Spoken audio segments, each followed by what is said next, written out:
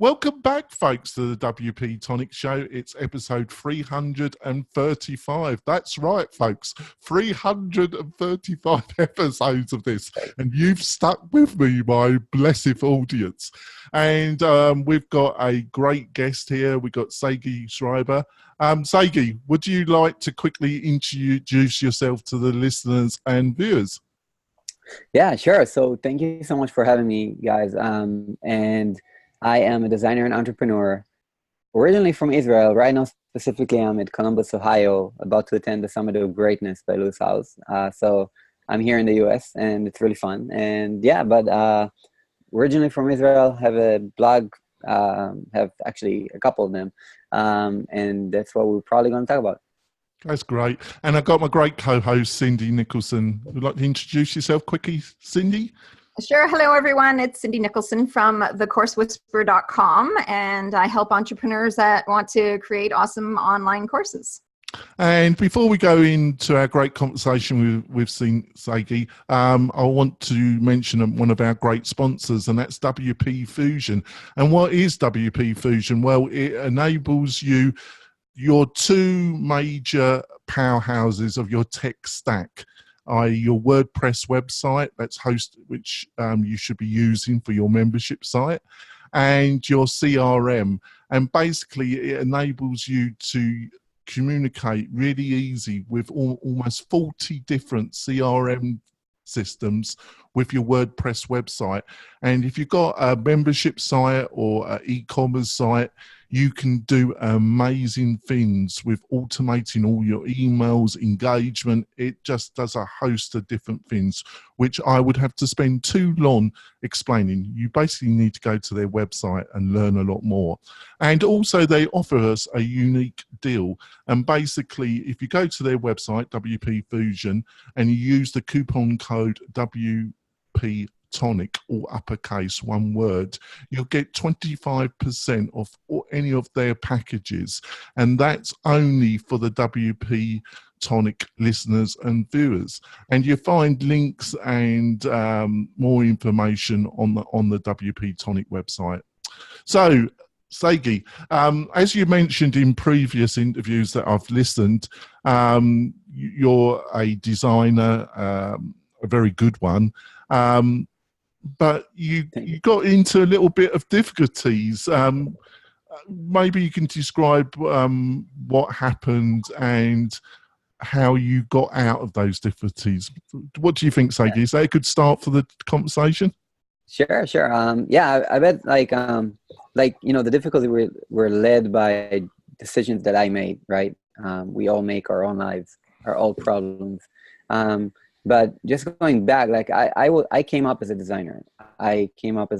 Always had this kind of I was usually independent. I had startups on my own. If you know Fiverr.com, I was the first designer at Fiverr.com. And yeah, I was the first lead designer, and they brought me in as the first hire, the design hire. And after that, I had startups on my own, did the whole Silicon Valley thing, got accepted to an accelerator there. We came back with a different startup at all, and we eventually got acqui-hired by a company called SimilarWeb. So when they acquired us, we went and worked over there. By that time, I had already 2 blogs. I just launched the second blog. I had one in Israel. It's Israel's most popular design blog, and I just launched an international design blog when we joined SimilarWeb. And that grew as a side project. We monetized it from the get-go. It grew, and by 2.5 years, I found myself with a side project making $66,000 on the side in a year revenue. And then I also had my day job and 2 kids, mortgage, like everything, the whole deal. And then my partner and I in this blog, we said, what if we leave our day job and do Hacking UI, the design blog, full time? And we said, okay, that might work, because if we made 66K, then maybe if we leave and do it full time, we'll make 200K. That's a salary for 2 people. So we did that. We left our day jobs. We kept on going. We had a podcast. We had a newsletter. We interviewed amazing people, like the founder of WordPress. We interviewed Matt Mullenweg. We interviewed amazing entrepreneurs, amazing designers, creative directors from Airbnb, Facebook. Like we had a lot of great content going on. but the cash flow was a problem. That was the time when we launched our first online course. Like, that was my first online course. As soon as I left my day job, I launched my first online course, and I called it the Side Project Accelerator. It was an online program. We built it on top of WordPress, and it was like basically teaching people how to build their day job, their side projects, while having a day job, because that's what we did, and we left our day job. So we said, it might be a great inspiration for others, and we can teach others how to do that as well. And that was okay, but again, it didn't bring in enough money for both of us, especially me. With I was a father, 2 kids, a mortgage. I had no savings when I left my day job, because I just bought an apartment like a year before, and my wife was not working. Another decision that we made, so at the time. And I found myself like in one point, like my partner and I, we took the business to different directions. And I had to also, in order to keep my business, we were like in 6 months of not making any money. We couldn't pull a single dime out of the business. So we had 6 months of like no money. And when you have 6 months of no money and you're a father with 2 little kids, it was hard, and I took a loan upon myself, and it was a major loan, and I found myself wasting that loan in about 3 months, and found myself that was back then, it was like about 40K in debt. Just like found myself like 40K in debt, did not know in any way how to make my next paycheck, because I still didn't have, I was like in half a year of not making one dime, and I didn't know how I'm going to make my next move and my next dollar. And when it came to a really bad situation, I was just like, what am I going to do? How am I going to make my money? I just want to ask a quick follow-through question here, because before Cindy asks her question, is that it was profitable. You had a partner and it was doing 60. What led to those 6 months where you were saying you weren't making any money? Was it that you fell out with your partner, or was there some external reason that suddenly hit that revenue generation? Yeah. So first of all, 66K divided by 2 is 33. And I cannot live on 33 a year. That's not what I can do. The business was, we at the beginning we had money, since this was our side project. But once it was full time, we had no salary income coming in. We needed to. We started having problems, and we wasted that money, and we also tried to focus on different directions. I mean, launching a course takes time.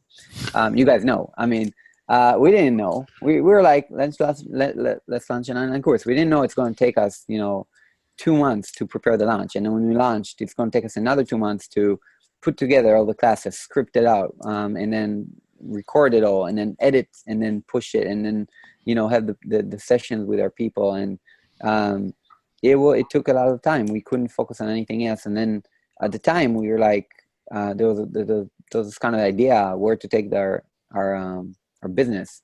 And it's something that my partner worked on. I kept working on the content. He started working on something that's like a mix of software and service for companies. And that just didn't go well. I mean, it at least at the beginning, we made nothing. We brought it also in a salesman. We had to pay him as well. Like, things were looking well for a business that's, bootstrapped, but it was looking well for a business that's bootstrapped that maybe in 2 years will be profitable. I didn't have that time. I got the picture. Thanks for that, Sagi. Cindy, got your question? Yeah, so I'm assuming you'll let us know how you think you turn things around. But I always am amazed by these stories where people struggle. As you say, 2 kids, no other income. How do you mentally keep going? What was that whole mental process to keep you from just going back to your other job? How did you keep going is really what I'm wondering. I think it's a great question, and thank you for asking that. I think this is something that not a lot of people understand. A lot of people that want to make a major leap in their lives, they look at the risk and they're like, oh my God, there's so much risk. And something that I look at, and I also talking with a lot of amazing entrepreneurs I see, they look at that as well. It's like, what's your safety net? And what's the worst case scenario?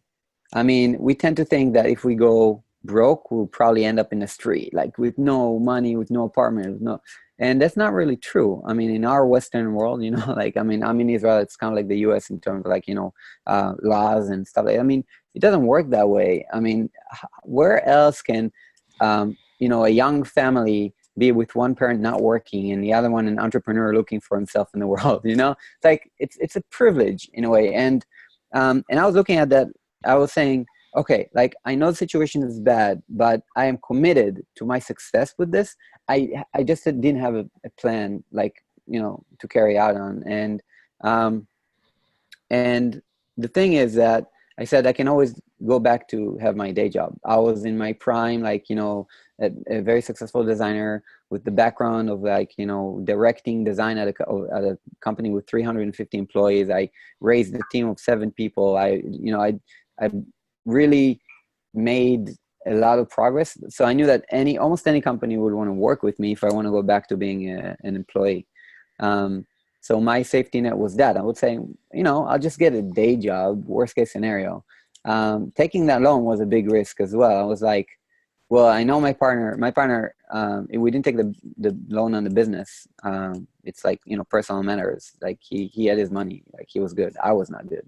So I had to take it on myself. And I was like, you know, I'm committed to this. Like, I want to be a good partner, and I want to be a real entrepreneur, right? Real entrepreneurs go all the way. Like, that was the kind of feeling I had. And that was what was portrayed by the surroundings. I mean, Israeli startup nation, people just go, you know, like, startups fail all the time. I didn't want mine to fail. I was like, I know I can make it. I know I can build a successful business. But so, I said, okay, I'm taking this loan. Worst comes to worst. If, you know, I know I'm going to waste this loan in 3 months. I knew it. I knew it's going to only last for me for 3 months. And if I don't make any income by then, I need to stop everything and reconsider what's my next move. And I got to that point, that worst moment. And that worst moment it was bad. Like, you know, I'm not going to lie. It was not really fun. But seeing what happened after that was, you know, this was a lesson to be learned. And I hope I learned that lesson. It's just like the safety net is the thing that I think really with mindset can help. Because I thought to myself, like, anybody listening to this right now, some people have a vision of working for themselves. Like, I want to ask you guys, like, really, what if you had a chance to work for yourself? Like, really, a pure chance of, like, making it work, working for yourself, and not only working for yourself, but also influencing others in a good way. Would you take that chance? Do you own it to your people to take that chance? And I said to myself, like, I own it to my people. I own it to myself. And I'm going to make it work. That's what I said. And I said, what's coming to worst? Safety net. Yeah. Yeah. No, it's true. And, you know, knowing that you have the skill set, a marketable skill set, kind of gives you that peace of mind as well. Meaning that you can go back to a job sort of thing if it doesn't go through for you. Yeah. That's great. We're going to go for our break, folks. And when we come back, we'll be continuing this great discussion. Be back in a few moments, folks. We're coming back, folks. We've had a great discussion with Sagi Shrieber. Another part, you know, before we go on to our second main subject, which is about building community. Another part of your interviews that stuck in my mind, when you got to this stage where you've burnt through most of your loan, is that you decided to sign up for mentorship. You got a mentor, a rather expensive mentor, but which I thought was either really crazy or really unusually brave, maybe a bit of both, I don't know. But I think you said in your previous conversations it was a major turning point. Would you like to have describe that out in a little bit more detail, Sagi? Yeah, sure. So I remember one night, and that was just like 2 weeks before the credit cards went down, and all the payments and bills and I knew I'm going to go down under, like in a way that I can't even pull money from the bank, and pay for my children's food. Like that was really a situation, and my calculations were running through my mind all the time, like, trying to figure out how am I going to make my next dollar, what's my next move. And I remember I was just like walking the dog at night, just like I have a dog, I'm walking every night, and I was just like walking with him in the middle of the night, everything was pitch black, and I'm just like walking just in the middle of the field near my house, and just like thinking, what's, just like I'm not seeing anything, everything's black, and I'm just like calculations going through my mind, and I just couldn't make it work. It just nothing worked. Like all the, how you make a calculation and, in, I don't know, like back in school, I made this, this equation, and then they got to zero. And I'm like, how did that get to zero again? Like, how did I not get it? And I just started crying. I just started I broke down and cried for the first time in my adult life, I remember. And I couldn't figure it out. And after this kind of like breakdown, I said to myself, okay, oh, that's great, you're crying. Yeah, I can hear the, I can hear the music in the background and everything. That's great, Sagi, but what are you going to do about it? What's next? So I said, okay, I need to do something about it. And I said, I will reach out to any amazing entrepreneur that I know that can probably help me, to people that will lift me up, to people that had the same story. So I reached out to a couple of people. I reached out between those kind of like 4 people, but 2 of them stood out. Like one of them is Jason Zook. He's an amazing entrepreneur. Do you know Jason Zook? Yes, I do. Amazing entrepreneur, amazing person. I'm in his community now. It's called Wandering Aimfully, Wayne. And so I just, it's a paid membership site, but he doesn't owe me anything. And I just like reached out to him, like, Jason, look, like I'm in really a struggle. I'm in a pain. I need to know what I'm doing with my life. I don't have any money right now. I don't know how I'm going to make my next paycheck. So he's like, dude, let's hop on a call. And he gave me 2 sessions of a 1-hour call on Skype, like with no commitment, nothing, just like pure out of like giving. And he really, really helped me. And he said, like, this is, now you have to think about it as Sagi time. It's your time to do you. You have to do you. And I remember that. I remember like, just like, you need to leave your partner. You need to do everything by yourself. You need to just start over. You need to, a fresh, clean canvas. And I said, you're right. And I decided to leave my partner. And at the same time, I reached out to Kelvin Wayman, who is someone I heard on JLD's podcast, Johnny Dumas's Entrepreneurs on Fire, which is also an amazing podcast. And I listened to JLD interview Calvin Wayman, this guy telling an amazing story. And that was actually a half year before, like just before I went into like taking a loan and everything and started not making money. Just like, it was 6 months when I first listened to that episode. And I remember just like listening to Calvin tell his story, and it was so amazing about coming out of debt. And he was also in debt. He got a coach. The coach got him out of debt. And I'm like, wow. So like that really, and then he said he has a book, and the book is called Fish Out of Water. And I'm like, okay. So I stopped in the middle of in the middle of the road while hearing this interview with JLD. I just stopped. I downloaded the book. I bought the book and started listening to the book, Fish Out of Water. And that book is amazing, and it really impacted me. And hearing again, like Kelvin's story in that book was just made me, it made me just like want to find a coach. And I reached out to Kelvin, and I'm like, Kelvin, like I'm an online entrepreneur. I know like there's not a lot in Israel of us, and I'm struggling to find a coach. And he said, yeah, I can coach you. So yeah, that first time he told me he can coach me, he gave me the price. I was kind of shocked. My whole family and my partner told me not to go for it. That was like a half year before everything went bad. But like, and I didn't go for it. I actually turned him down. I said no. And now being in Devon and everything, and I'm like, okay, now I need to talk to Calvin again. And I talked to him. I wasn't even knowing that I'm going to hire him as a coach. I was just like, Kevin, I need help, and you're in my situation. Can you just, give me like 1 hour of like, just talk to me. And he told me, listen, I can talk to you, or I can coach you and get you out of this. Like, I can help you, like, but you need coaching. And he gave me the price, and the price went up by double. And the, and he told me back then when I turned him down, one of the things he said was, listen, right now I'm just starting out. Like if you reach out again, my price will probably double. And I reached out again and his price doubled, just like he did. And yeah, that was crazy. And I remember just saying, okay, so I don't have any money. I'm totally broke. I'm totally in debt. But what if I go into a little bit more debt and pay? And probably that will help me succeed and get out of debt. And I felt it, like I felt in my gut. But even back then, I felt it in my gut that this is what would help me. And that's what I did. So I hired him as a coach, paid him the first initial payment, which also is part of it, the plane ticket to Israel. And he came to Israel. He came from the US. He flew from the US to Israel, and we had a VIP day, just like session. And it really helped me build my vision. We just built the vision, and just asked me like, hey, what do you want to do? Like, it's a series of exercises that now I do also with my clients, but it's basically just building the vision based on a 10-year, 10-year reference, and then like 2 years, and then 6 months. And then by the 6th month, you go by 1 month, and then 1 month, you go by weeks. But the vision in general, it ends up at 6 months, having a vision, which is so like, it's close to you, but still it's far away.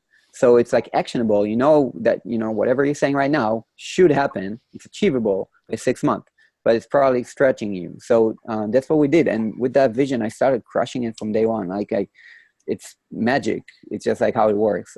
Because once you have a vision and you take action based on that vision, then it just, things start to happen. And that's when I launched my first course.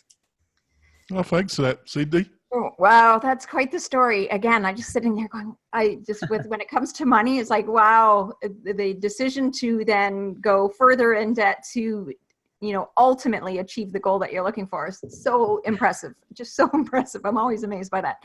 So one of the things that you talk about a lot, with respect to, rebuilding your business is, being very successful at building the community.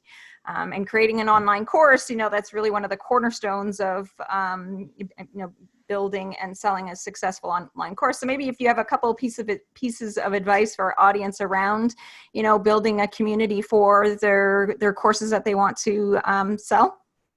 Right. So I know a lot of people listening to this or watching are wanting to launch an online course or wanting to launch a successful online course. First of all, I got to say, I'm not one of those people who launched, 100K launches of online courses. I'm not there yet. I mean, I maybe have made close to already 100K for my launches so far, but my launch was 30K in 2 weeks for my online course, and about 20K for my physical course, something like that.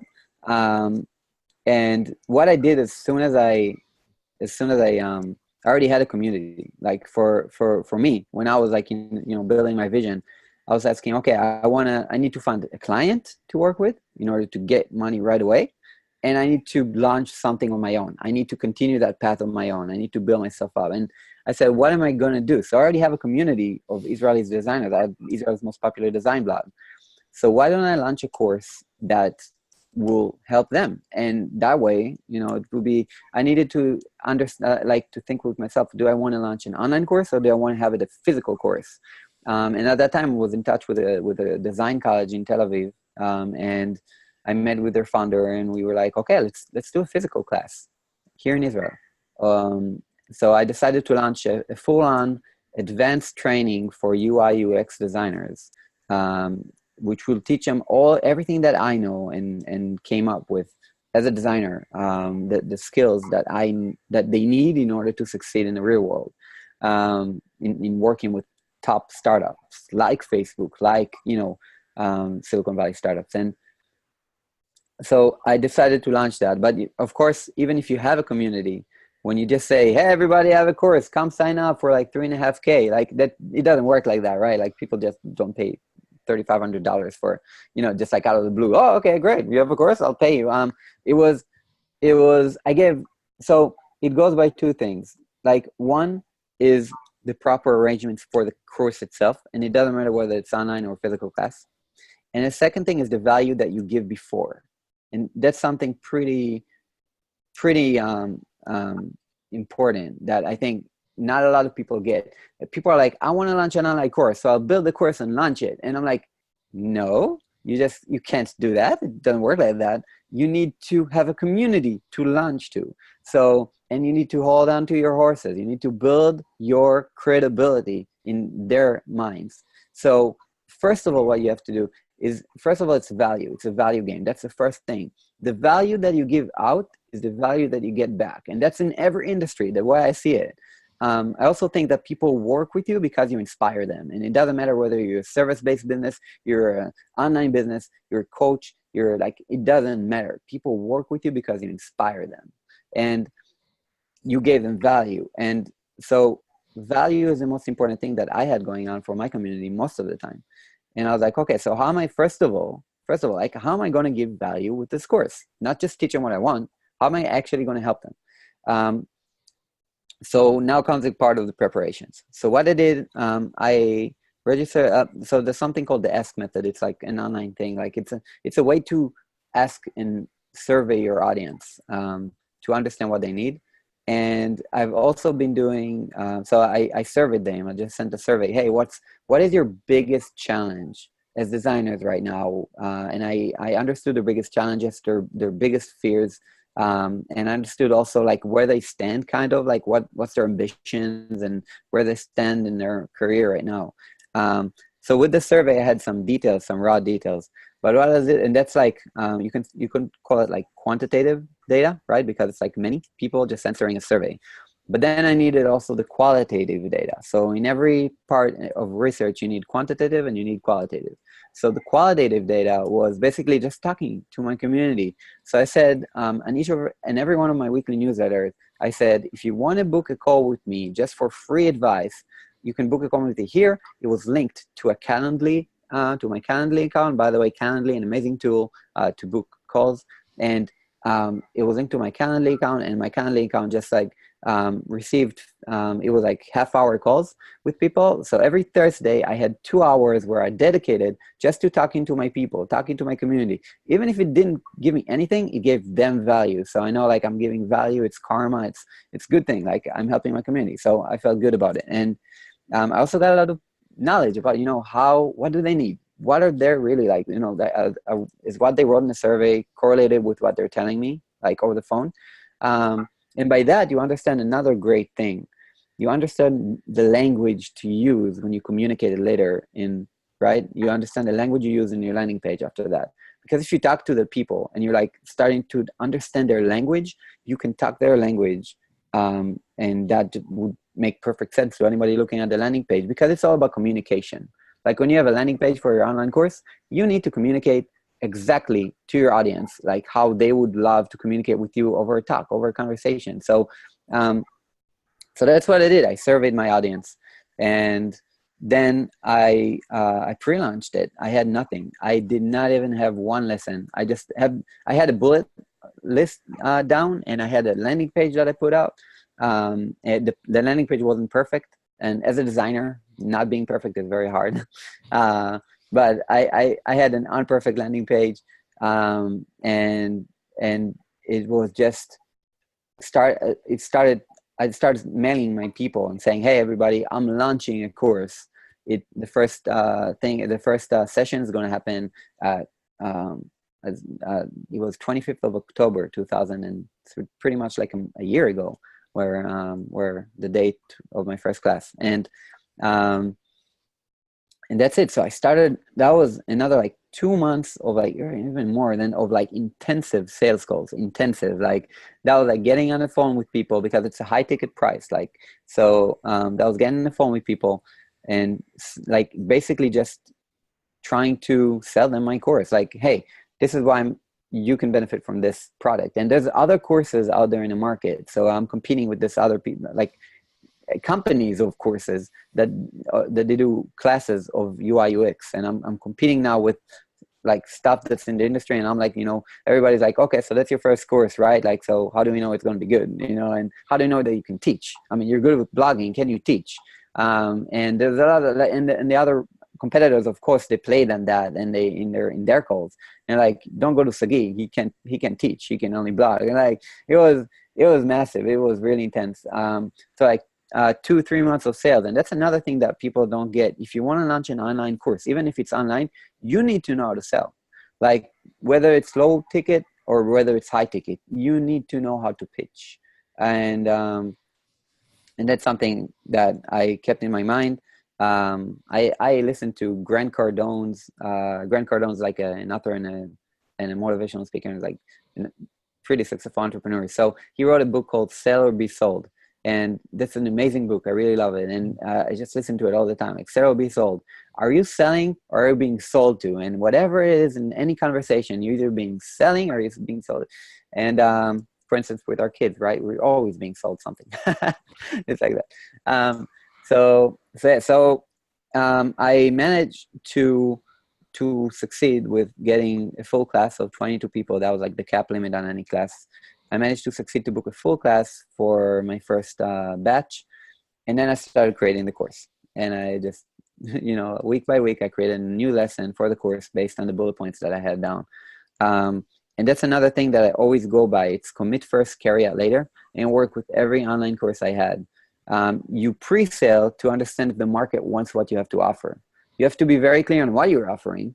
That's why I always have bullets of my class, like, mapped out. And that's what I can say I'm going to teach in the landing page, and it correlates with what I create. But I have no class created, no script, no presentation, nothing. So that's what I did. That's what I do with everything. I launch. I just commit first, and then I carry it later. And it's something a lot of entrepreneurs do as well. I mean, I interviewed so many entrepreneurs that just exactly like that. Just like, Jason Zook talks about it. Grant Cardone talks about it in his book 10x Rule. So that's what I did. And then a couple months later, what I did is, even like 2 months later, 2 months into that first batch, I took the first part of the course, and I got some feedback that some people thought it was like, it shouldn't be like as classes in the course. And I was like, but that's the most important thing. It's the base of all design. It's my principles that I put together of how to design well. So, and it's principles that it took me like 5 years out of my, like, in the past 5 years, I put together as I made workshops and I taught other people and I mentored other designers. Like, okay, I'm going to take those design principles and make them into their own course. And that's going to be an online course, upselling into the main course. So that's what I did. I took those out. I created an online course, which again had no content in it. I just pre-launched it. I created a landing page that was launched by, it should have been launched by January. I didn't stand up to my goals, but I launched it by February. And it had pretty much the same landing page, but it was more of a, because it was an online course and kind of like, this was something that should be sold cold. Like, when I say cold, I mean, like, people get to it from an email and now they should buy it. It's not like, get on the call with me and I'll sell you. It's people should buy it off the bat. And so I was pretty perfectionist about the landing page. That's why I launched it in February, not in January. And because it's a course for designers, the design had to be good. So it took me time. And then when I launched it, it did, that was 30K in 2 weeks of sales. I think we're going to have to end the podcast part of the show, but we're going to continue the discussion with Sagi.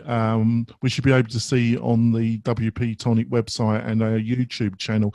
So, Sagi, how can people find out more about you and what you're up to, Sagi? Yeah, so right now, first of all, if you're into design, I translated the whole course. So basically, it's like, you can catch me at you can find designprinciples.co, and that's the course right now. I would love to also set up the discount for your audience and everything. We can talk about that, and that would be nice. And the second thing is, I have a community of entrepreneurs, creative entrepreneurs, where I teach everything that I'm doing right now, and that's called Mindful and Ruthless, and that's also my new podcast. It's called Mindful and Ruthless. And I love the name, yeah. Sagi. Thank you. Yeah, these are the principles that basically got me out of that, got me like, once I started being mindful, really mindful of what I'm doing and ruthless with my gut feeling, then success started to happen. So yeah, it's Mindful and Ruthless on Facebook. It's a community of creative entrepreneurs wanting to build an online brand. I'm talking about, I'm basically sharing everything that I'm doing, including even like how much I make from stuff. And also I have a weekly podcast there where I interview amazing entrepreneurs. So interviewed Pat Flynn, interviewed amazing people. So yeah. That's great. And Cindy, how can people find more about you and what you're up to, Cindy? Yeah, so if you're thinking about putting together an online course and aren't really sure of how to structure and put it all together, you can reach out to me at thecoursewhisperer.com. That's great, Cindy. And we'll be back next week. We've got a fantastic guest for next week. I'm going to keep it a little bit a secret, but put it this way, I think he's got about over 500,000 subscribers to his YouTube channel. So he's only slightly successful. So you're going to keep it a little secret, but you'll be able to listen to that next week. We'll be back soon, folks, with another great episode where we'll be talking to somebody that can help you build a great course in WordPress and get the success that you're looking for. We'll see you next week, folks. Bye. Bye. Bye. Right, I'm sorry I had to interrupt there, Sagi, a little bit, but we want to continue because it was fascinating. So you built this second course from your first course, and that was at a slightly lower price ticket. And yeah. But I think what you were saying is that you're not putting so much individual sales effort, but you've got to make sure that the landing page and the verbiage and everything's got to be spot on. That's what you're saying, really. Yeah, I mean, there's of course a lot more to it, and we can go into also, geek out on how, in WordPress I built this thing, because it's all based on WordPress. We can geek out on more of the strategy side of launching this course, because I brought in affiliates and stuff like that. Like there's also a strategic side when you launch a course. So I don't like wherever you want to take it, I'm good. So. Where do you're the expert. Where do you, reflecting back, which bits do you think are really important for people to understand? Yeah, I mean, technical side it's easier, right? Like people can get it. Like I can say that, just to sum it up, I built it on WordPress. I use WooCommerce. I use WP Courseware, a plugin for my for the course itself, and I connect them with WP membership. And I use also, you have to also do with WP Automate and WP Thank You page and all those kind of stuff. All those good plugin. It costs you about like $300 for the plugins and stuff, but eventually, and everything with Elementor. So it's really perfectly well, working all together.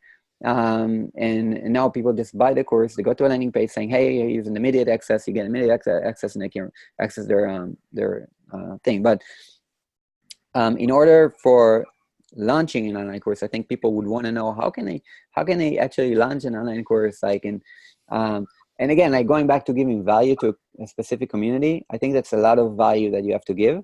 That's one. Two, we talked about talking their own language and creating a landing page with that language, gathering qualitative and quantitative data.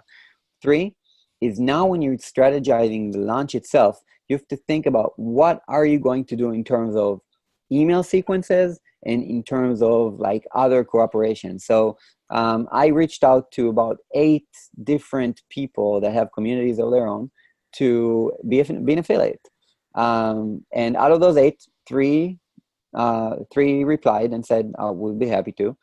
Out of those 3, only 1 actually was a good affiliate. But that one person that was a good affiliate gave me 50 sales out of her community. And that was amazing. That was really nice. And so reaching out to 8 only required 1 Facebook message.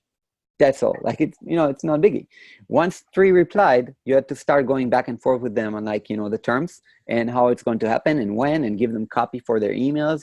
And that requires a bit of work, not too much, because once you have 1, then you can kind of duplicate and kind of edit for the others. And once they do that, and you got to make sure that they send out their emails, you got to be on top of them, because, you know, people are busy. They're busy entrepreneurs. So that's where the thing about, you know, like getting that one person to send the emails and seeing the reply and saying, okay, that worked well. Let's send another email. Let's see how we can upscale this. How about we create more scarcity around it? Like, you know, there's only 2 more weeks. And you know what? If we have, I don't know, like 30 people buy, then I will give a free webinar to your people. It's kind of like, how can you now give value and scarcity for them? So that's what I did. And I launched this course. I actually, 1 week after the launch, like I had a trip abroad. I just went for a ski vacation, snowboarding vacation. And I remember just like seeing sales coming in and me snowboarding on the mountains. It was beautiful. It was like, this is like passive income like no other. Like, and I was just on vacation and money was coming in the bank, and it was really fun. And I launched the modules and everything. I had to now create the actual, you know, course itself, because I had the kind of like the outline, because in my physical class, I come with a presentation. It's kind of like me talking and the bullets like as presentation slide. But when you do a course, what I did with this one is I scripted out the whole entire, every lesson. I scripted it all out, made research. Basically, I have a book now. Like it's really a book. Like it's a 50-page book. And I did research, and I got like the whole lesson ready. Once it's ready, I went into a professional studio. I just hired, like by the hour, a professional studio in Tel Aviv, and I recorded it with a teleprompter. And I had someone, one of my team, come and help me, and just recorded like everything with the teleprompter, and in an actual quality studio. So the video was very high quality. Hired someone to help me with the video editing, basically taking my slides, inserting them into while I'm talking and stuff like that. And I made some screencasts to go along with it. I made and I made also like a drill, like an exercise that I thought was good for each and every one of the modules. And yeah, just put it together. Basically week by week, I just like, you know, 1 or 2 lessons every week, and every time I said, I'm booking, because I was so busy. I was, you know, we're entrepreneurs. We have so much going on that, you know, we can't just like, it's hard. So I told the studio, because they charge me by the hour. I tell them like, I'm going to be there at 3 p.m. On Tuesday. And they're like, okay. And then I find myself like at 1 p.m. The lesson's not even ready. I'm not even on my way to Tel Aviv. So I just taking my stuff, running, like going to Tel Aviv, sitting on a coffee shop and writing the whole entire lesson, getting there by like 4 or even 5 p.m. to that studio. They're already charging me by the hour because I said 3 p.m., but I haven't even been there. But I don't care. This is my scarcity thing. This is like, it's going to happen. I'm filming this today. And I got there filming the lesson, and then it went on week by week. And yeah, that was while I was actually running and even like still creating my physical class week by week as well. So that was pretty intense, but it was good. And now I have a course bringing me money like every month. So pretty cool. Yeah, I see. He's a bit like me. He likes a bit of free flow, doesn't he, Sydney? Well, you know, you just demonstrate so many qualities that I think it takes to, you know, be a successful entrepreneur. Like being able to, you know, put yourself out there, ask people for help, you know, keep moving forward even if the odds are against you. You just, you know, you just kind of encapsulate, I think, what it means to be an entrepreneur. So anyway, it's great listening to you. How are we doing for time, Jonathan? Yeah, we can, it's up to Sagi, but I think you've got another 5 minutes and then let Sagi go. Can I just ask, where are you taking this all, Sagi? Because you've got a lot of different talents. You know, that's why I wanted you to come on my podcast, because I did some research and listened to some of your interviews. And you've got a lot of talent, Sagi. You know, there's a lot of different ways you could go. Have you, where are you planning to be in like in a year's time? You know, where are you taking this brand, this journey to, Sagi? Well, thank you for asking that, because yeah, it's a question that I deal with every day. You know, we all kind of like, Well, I I'm just believe, asking because you got a lot of yeah, skills, you know, design yeah, skills. There's a, you know, there's a lot of, you got a lot of skills that are wanted. So right. there's a lot of doors that would open for you. So there's a lot of different paths you could go down in there, Sagi. Yeah. Yeah, I know. I mean, designing has always been my thing. Like I grew up as a designer. Like I came up as a designer. And I know that at any given day, I can probably leave my entrepreneurial thing and go try and apply for Facebook or, you know, some other big company that would probably pay me very well. But my thing is, I don't want to be an employee anymore. I want to have my own business, and I want to keep being an entrepreneur, and I want to influence millions of lives. That's my thing. Everybody has this thing that's bigger than them, I guess. I think what makes a good entrepreneur are three things. One is clarity of vision. Two is taking action on that vision while having the law of attraction play and actually taking action on the law of attraction and mindset. And three is mentorship and accountability. And those three things is what I found out for myself to work and for others. So now my mission is to get those three principles out to as many people as possible for them to also build their businesses and also succeed in their careers and lives. So in 1 year from now, I think that my goal is to as much enlarge the community of Mindful and Ruthless and get more creative entrepreneurs on board. Many people that have side project that want to start a side project. I want to inspire them to start their side project. I want people that already left their business and are struggling like I struggle. I want to help those people the most because those are the people much in need of help immediately, right away, and to get clarity of vision. And I want to help as many people as I can get their vision together and start taking action on that vision. And that's my main goal, to help entrepreneurs. And basically, when I say entrepreneurs, I think like of entrepreneurs that the ones that want to bring value into the world. Like that's what I think about, like new world entrepreneurs, people that want to help others and make money while doing so and having their creative lifestyle happen. And I think those people are good people. And what I want to do is just like help good people make good money because good things will come out of it. So what I'm doing is two things. One, going the coaching / content creation route.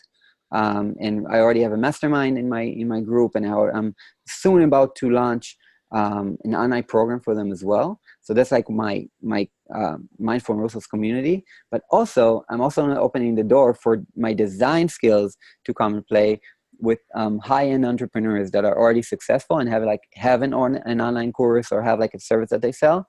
And what I'm starting to do right now and already started is doing design audits for entrepreneurs. And that's basically like going through the website and like having like a conversation with them and helping them better than conversions and brand legacy.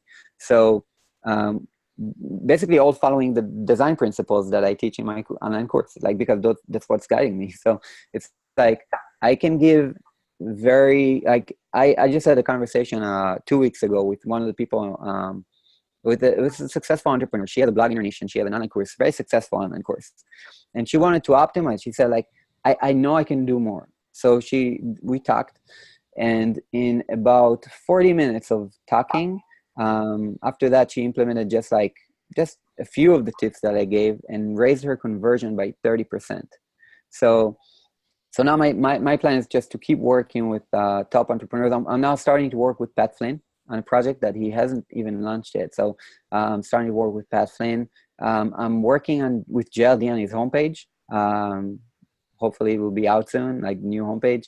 And maybe even, we'll continue to more than just a homepage, and we'll see. And I'm planning just to keep on, helping great entrepreneurs. I want to like lift entrepreneurs. Like if I can help Pat Flynn, JLD, any great entrepreneur succeed, like, and basically empower them to give more influence out and good out into the world, I've done my mission. Like I empower them. I help good people make good money. So that's my plan. Design skills on one set, helping entrepreneurs, and also coaching and helping the struggle for other entrepreneurs to get their business right. That's right. Thank you so much, Sagi. I think we're going to end the interview now because I appreciate your time. But you have to come back to the show some stage in the future because I think it's been a great discussion. And thank you so much for your time. I've really enjoyed it.